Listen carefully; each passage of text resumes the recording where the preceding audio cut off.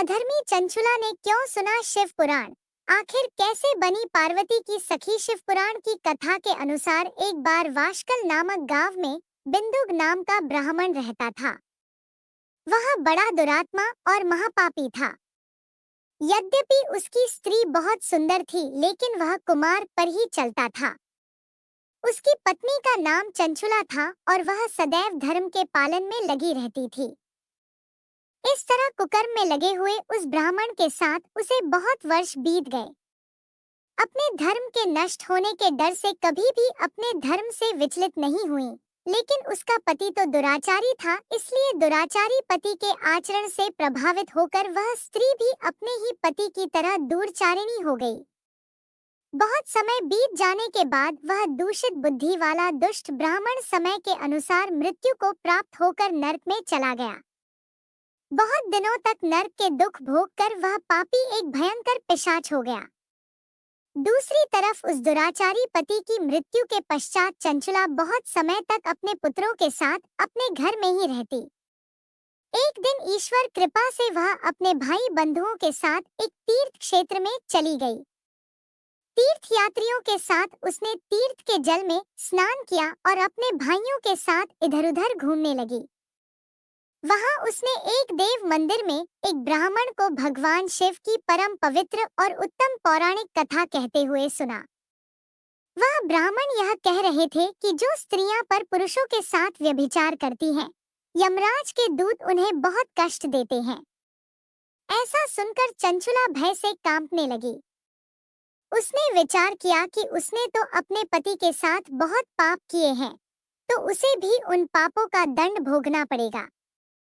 इसके बाद उसे चैन नहीं आया और उसने उस ब्राह्मण से विनती की, हे प्रभु, मेरे ऊपर आप कृपा करें और मेरा उद्धार करें। मैं आपके प्रवचन सुनकर भय से कांप रही हूँ और इस संसार से मुझे वैराग्य हो रहा है। मैंने जीवन भर दुराचार किया है, न जाने मेरे मरने के बाद मुझे कैसी कैसी घोर यातनाएं सहनी पड़ेगी। कौन मेरा साथ देगा? यमराज के उन भयंकर दूतों को मैं कैसे देख पाऊंगी? हे प्रभु, आप मेरा कल्याण करें। चंचुला के इन वचनों को सुनकर ब्राह्मण बोले, हे चंचुला, यह तो बड़े सौभाग्य की बात है कि भगवान शंकर की कृपा से शिव पुराण की कथा को सुनकर तुम्हारा मन समय पर ही सावधान हो गया। पश्चाताप ही पाप करने वाले पापियों के लिए सबसे बड़ा प्रायश्चित है। साधु संतों ने भी पश्चाताप को ही समस्त पापों का नाश करने वाला बताया है। पश्चाताप से ही पापों की शुद्धि होती है। जो पश्चाताप करता है वही समस्त भय से मुक्त होकर के निर्भय हो जाता है।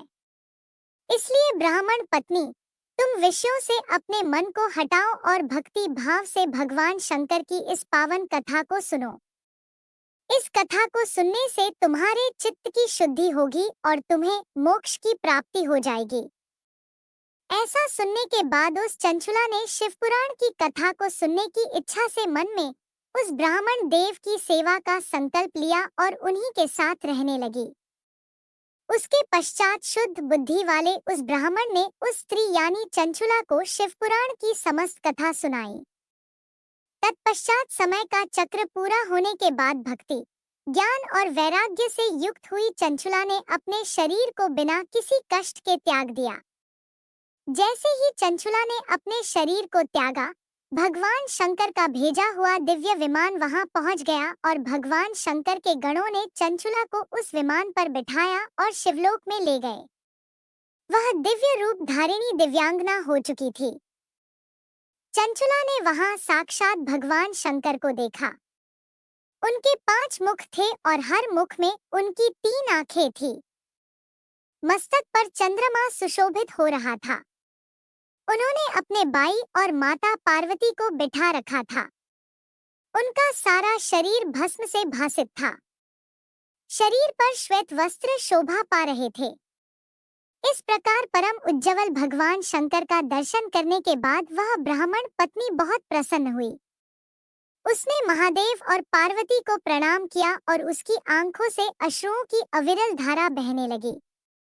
संपूर्ण शरीर में रोमांच पैदा हो गया और माता पार्वती एवं भगवान शंकर ने बड़ी करुणा से उसे अपने पास बुलाया। उसकी ओर देखा और माता पार्वती ने चंचला को प्रेम पूर्वक अपनी सखी बना लिया।